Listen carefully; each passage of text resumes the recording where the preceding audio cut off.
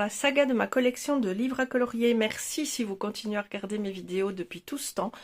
Nous arrivons au bout. Il me reste 4 vidéos à tourner après celle-ci et je vous aurai tout montré de ma collection. Aujourd'hui, je vous parle de Karen E. Myers. Est-ce que j'ai trouvé des infos sur elle? On va voir ça de suite. Je vous avoue que je ne m'en souviens plus. Alors, oui. Hop, elle est passionnée d'art et d'écriture et a uni ses talents pour créer le monde enchanteur des terres mystiques. Ses livres de coloriage pour adultes dessinés à la main invitent les amateurs de coloriage à explorer un royaume fantastique peuplé de fées, de gnomes et autres créatures mythiques. Dans ses romans fantastiques, Karen explore les profondeurs de ce monde magique, captivant les lecteurs avec des récits d'aventure et d'émerveillement. Donc, outre le fait qu'elle est illustratrice, elle est également autrice.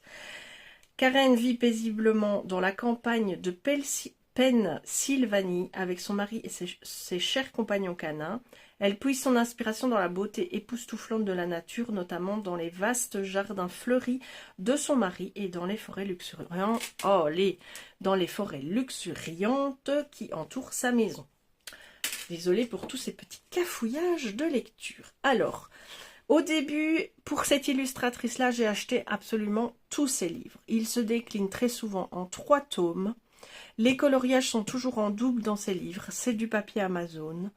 Et je me suis rendu compte qu'ils prenaient beaucoup de place dans ma bibliothèque et qu'ils étaient très redondants d'un livre à l'autre. J'ai donc décidé de garder un tome par trilogie, de préférence celui où j'avais colorié dedans, et j'ai relégué les autres soit dans une autre armoire, soit mis en vente. Ceux qui sont partis à la vente, je suis très heureuse qu'ils soient partis, et ceux qui sont dans mon armoire, ma foi, si un jour j'ai envie d'en repiocher un pour colorier dedans, je l'aurai sous la main.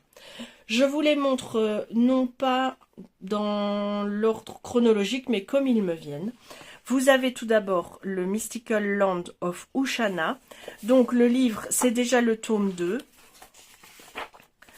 Le livre se présente comme suit.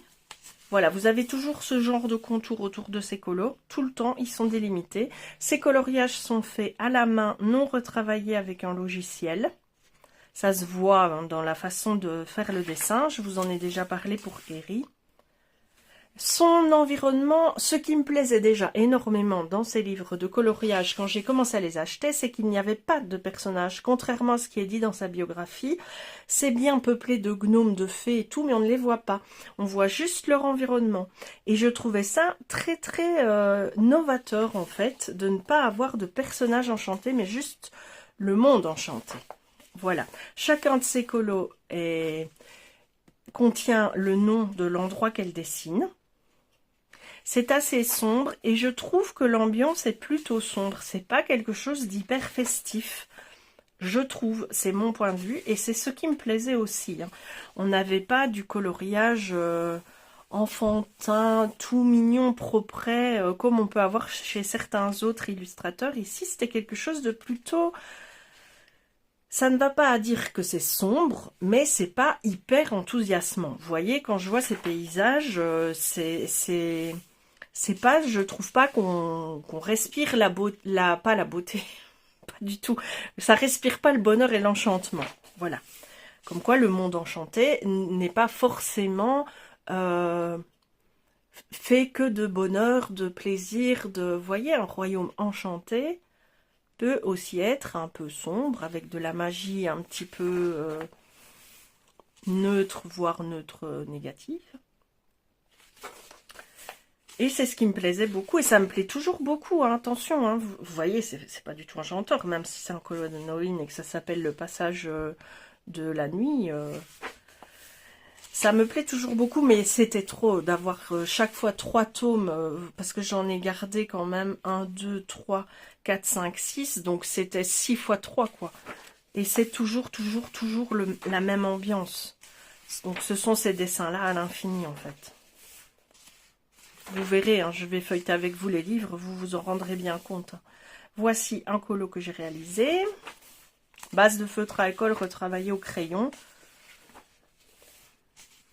Et je me sens de plus en plus à l'aise avec le travail du feutre à alcool.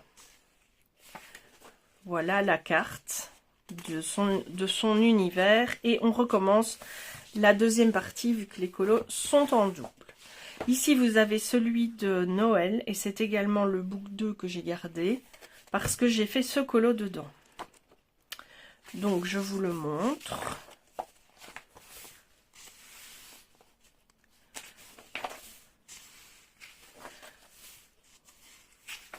Je sais pas si vous ressentez la même chose que moi à travers la caméra en voyant les illustrations. Je trouve que elles ne...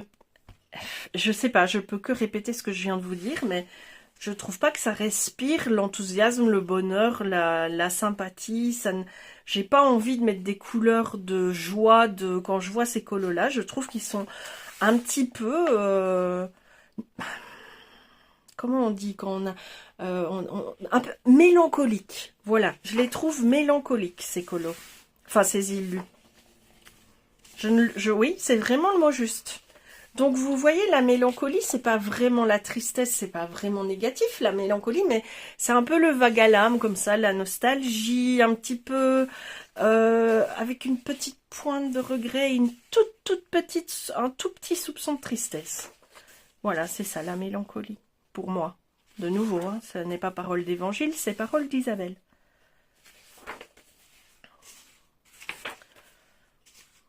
Très beau cet art, par contre. J'aime beaucoup hein, ces illustrations, ne me faites pas dire ce que je n'ai pas dit. C'est une illustratrice que j'affectionne beaucoup, mais quand même pas au point d'avoir 18 livres d'elle qui racontent un peu la même histoire en fait. J'ai fait donc celui-ci il y a bien longtemps, et j'avais foiré du fait que j'avais mis du gesso, parce que c'était un livre Amazon, et de nouveau on écoute ce que disent les autres coloristes qui ont plus d'expérience et on essaye de faire ce qu'elles disent, et j'ai mis du gesso. Manque de bol, je n'avais jamais fait le rapprochement qu'il existait du gesso pour l'acrylique et du gesso pour l'aquarelle, et donc rien n'accrochait. Mon aquarelle faisait exactement la même chose que quand on met de l'aquarelle sur du plastique. Ça n'adhérait pas du tout. J'ai réussi à m'en sortir quand même plus ou moins à force de travailler et de rendre ce colo. Je l'aime bien, c'est vraiment un colo de débutante. Mais je l'aime bien et j'aime bien mon effet neige.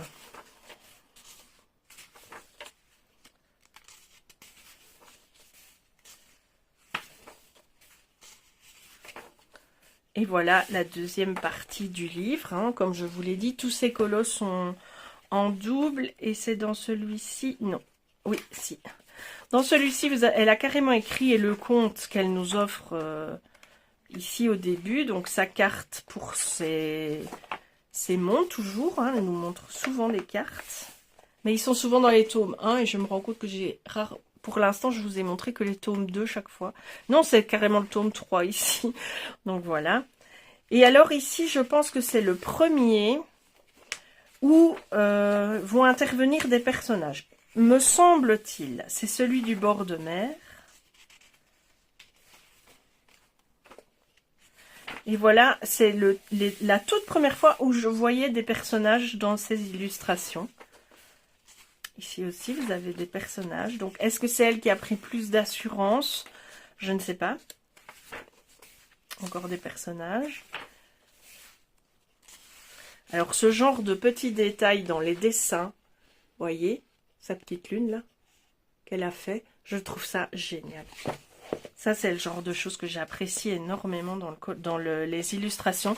C'est le genre de petits détails humoristiques qui peuvent passer complètement à la trappe, que moi je trouve très drôle. Donc là, c'est hyper réaliste. Hein. Ce ponton avec ce bord de mer et ces maisons, c'est très réaliste. Ici, encore un personnage, même s'il est vu de dos.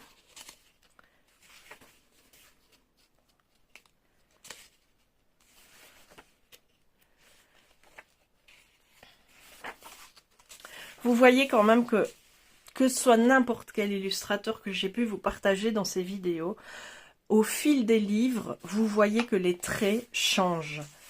Même si c'est toujours le même illustrateur qui a la même façon de faire, hein, on va pas, elle a toujours sa carte qui est là, vous voyez quand même que le trait s'affine, les proportions changent, la mise en page aussi change au fil des années. Les illustrateurs prennent de l'assurance, c'est comme nous tous en fait. Donc il ne faut pas s'attendre quand on s'attache à un illustrateur à ce qu'il reste toujours, si on a adoré son premier tome par exemple, il va évidemment évoluer, adapter, changer les choses par rapport à son évolution personnelle à lui aussi, sinon il n'y prendrait plus de plaisir. Et je pense que d'avoir une collection où vous avez plusieurs tomes comme ça de chaque illustrateur vous fait voir que non seulement vous évoluez dans la façon de colorier vos livres, mais les illustrateurs aussi évoluent dans ce qu'ils ont à vous proposer. Et c'est vraiment génial de pouvoir être confronté à ce genre de choses. Très très belle page, j'aime beaucoup. Très sombre dans le trait, beaucoup de traits, mais j'adore les livres moi. Je suis une grande fan des coloriages, de mettre en couleur des livres. Moi je suis une grande fan de livres en fait. Voilà, et alors elle vous explique, elle a fait à la fin le glossaire de ces créatures, ce qui est super chouette, tout en anglais évidemment à traduire. Vous avez ici une petite vue de ces livres, mais il y en a bien plus que ça. Je pense que là, vous avez les tomes 1. Ushana, Kelschwing. Ça, c'est quoi déjà? Ah non, je l'ai vendu celui-là. Les chroniques. Celui-là, je l'ai gardé. Et celui-là, je l'ai vendu. Voilà. Alors, comme ils ne sont pas... par ordre chronologique, on risque de voir un ancien trait, si vous voyez ce que je veux dire. Celui-là est 2022. Je pense que ça, c'est son dernier que j'ai acheté d'elle. Et je ne sais pas si elle en a refait depuis, parce que, je vous avoue, je ne m'y suis pas intéressée dernièrement. Ah ben, 2023. Ah oui. J'avais fait 7 pages, énormément de feutre à alcool. J'avais essayé la transparence avec les flocons, laisser le bois apparent et les flacons, laisser le bois apparent et mettre des paillettes pour faire un peu des trucs d'ambiance magique. C'est vraiment encore le début du feutre à alcool où je mets juste des aplats de couleurs. Je ne fais pas de dégradé au feutre à alcool. Je n'ose pas encore. Mais j'avais quand même pris beaucoup de plaisir à faire ce livre.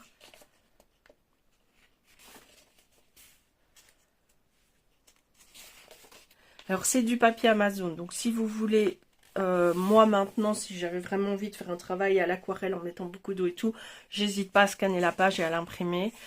Mais si vous voulez travailler dedans, il y a quand même moyen, à petite dose, en ne mettant pas trop d'eau, les papiers aquarelles, on peut travailler à l'aquarelle dans le papier Amazon, mais il faut adapter sa technique au papier en fait. C'est-à-dire ne pas trop forcer au même endroit, sinon votre papier vous le détruisez. Et bien attendre que le papier sèche avant de retravailler l'aquarelle au crayon. Mais vraiment, attendre vraiment.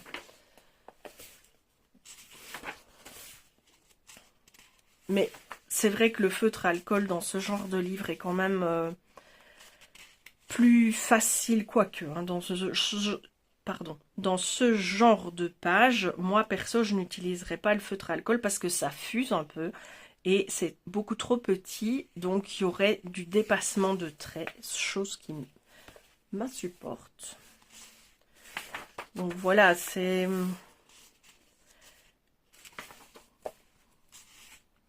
faut faire des choix, ma foi. S'adapter à l'illu. Bon, j'essaye d'en passer une ou deux. Voilà, et vous retombez sur la page, la deuxième session de colo, comme dans tous ces livres. Alors ici, c'est The Mystical Land of Kelschwick. Et je l'ai gardé parce que j'en avais fait un aussi. Toujours ces cartes. Ben, j'avais fait le premier en fait. Le fond en pastel gratte chez Action.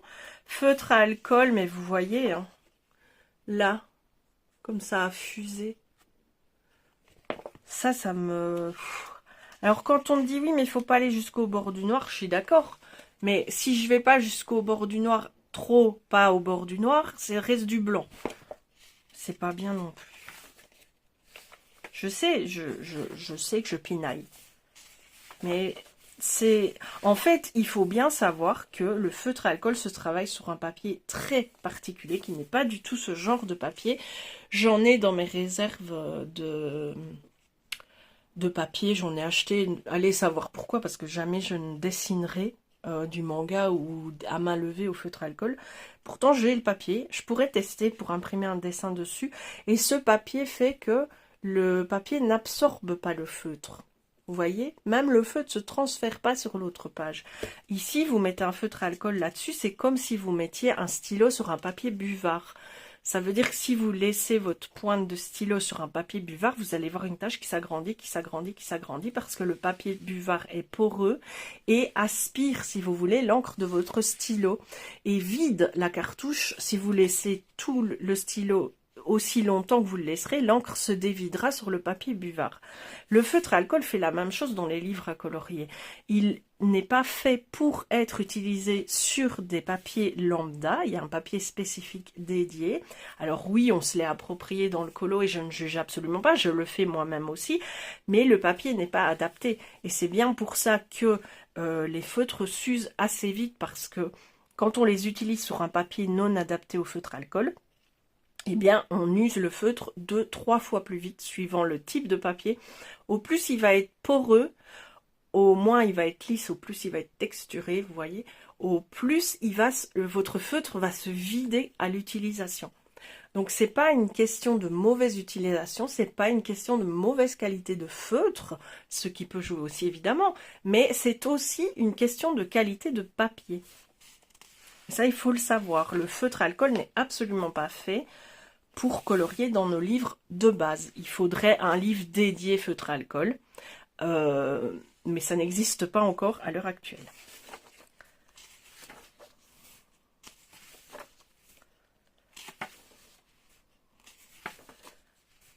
Celui-ci est un petit peu plus architectural que les autres, même si vous avez quelques scènes de paysage. Voilà, vous voyez, il est plus technique, on va dire. Ça, c'est très très sombre, mais une fois colorié, ça doit être joli. Hein, si vous mettez des teintes de... Alors, on peut décider qu'on est en automne, en hiver même, mais non, parce qu'il n'y a pas tellement de neige au sol. Donc, on peut laisser libre cours. Bon, ça, je ne sais pas trop à quoi ça correspond. C'est une vue d'en haut d'un chemin du bois. Voilà. J'aime bien ces vues-là, qui sont autres que les vues tout à fait de face, quand on est au sol de face. Ici, on est un peu plus haut et la perspective est différente. Et ça, j'aime bien, quand on a une autre sorte de perspective. Alors là, on est à la deuxième partie du bouquin. Et le dernier que j'ai gardé d'elle, c'est aussi le Kelswick. Donc là, c'est le 3e livre. Et ici, c'est le 1er livre. Et celui-ci, est-ce qu'il est... Non, il n'est pas plus en bord de mer. Vous avez des intérieurs, des bords de mer, des traits beaucoup plus épais, parfois, encore un bord de mer. Je vous avoue que certaines fois, je ne sais pas comment appréhender le colo. J'avais fait celle-ci. Alors, on voit que je suis encore dans ces colos-là. L'autre que je vous ai montré avec le rose aussi. Je suis encore dans mon exploration de palette de couleurs. J'essaye d'associer les couleurs entre elles pour ne pas partir dans quelque chose de trop carnavalesque. Et bah là, les associations sont bonnes. Mais je vois que mes dégradés sont très primaires, on va dire. Ils ne sont pas fondus, pas plus travaillés que ça, mais pourtant j'aime beaucoup cet illu. Vous savez bien, moi j'aime tous mes colos, j'aime ceux qui me rappellent, j'aime le processus créatif tout autant que la réalisation. Et c'est rare quand je vais vous dire que je trouve mon colo moche. Peut-être c'est de la fierté ou de l'orgueil, je sais pas. Ou l'incapacité de me remettre en question. Mais ça, non, si vous me connaissez, vous savez, je suis quelqu'un qui se remet en question Enfin, personne d'entre vous ne me connaît assez pour le savoir, mais ma famille vous le dirait. Je me remets même trop en question parfois. Voilà, sur ce, cette petite mise au point personnelle inutile, mais pourtant bien agréable, je vous embrasse. Je vous dis à très bientôt dans une prochaine vidéo de ma saga collection de livres à colorier. D'ici là, faites ce que vous avez envie de faire dans la vie et faites-le avec plaisir. Vous le savez, c'est mon leitmotiv, c'est ma phrase de clôture, je vous le dis tout le temps. Mais écoutez cette phrase et appréhendez-la. La culpabilité dans la vie ne sert à rien. Faites les choses et ne les regrettez pas. Je vous embrasse, à très bientôt. Bisous, bisous.